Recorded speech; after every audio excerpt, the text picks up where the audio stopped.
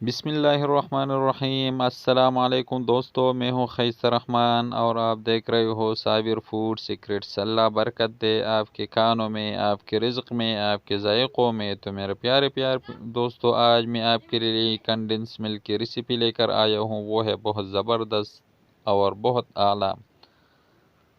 उसमें किन किन चीज़ों की ज़रूरत है आइए देखते हैं। हमने यहाँ पर लिया है 1 पाव दूध। आम जो दूध मिलता है बाज़ारों में वही दूध, गाय का भी ले सकते हो, भैंस का भी ले सकते हो।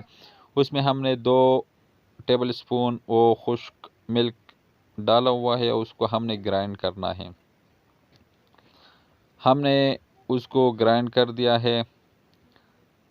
और यहाँ पर हमने जो सारा दूध लिया था पाव, ये 1 पाव दूध लिया और हमने सारा 1 किलो दूध लिया है।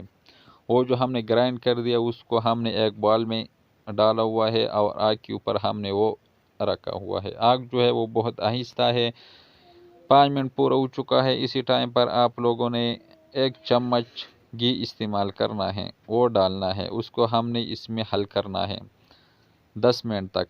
10 मिनट पूरा हो चुका है। अब इसी टाइम पर हमने 50 ग्राम चीनी लिया हुआ है। 1 किलो के लिए 50 ग्राम वो बहुत है। उसको हमने इसी तरह हिलाते रहना है और चीनी को जो है उसको हमने इसमें हल करना है।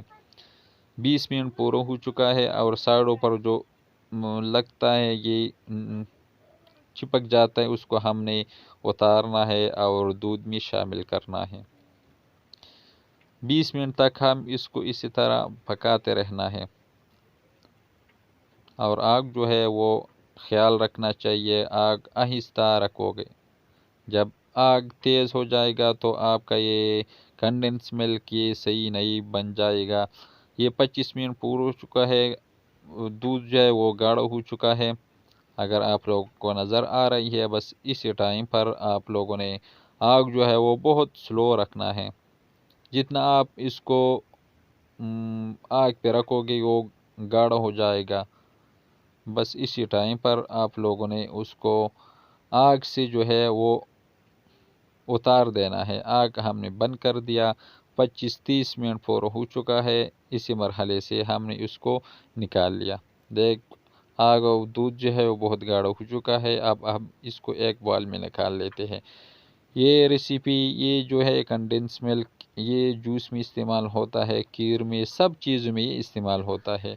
अगर ये रेसिपी आपको अच्छी लगी हो तो हमारे चैनल को लाइक कर दे, सब्सक्राइब कर दे, अपने दोस्तों अहबाबों के साथ शेयर कर दे और खैसर रहमान को इजाज़त दे। अपना बहुत सारा ख्याल रखेगा। अल्लाह हाफिज़।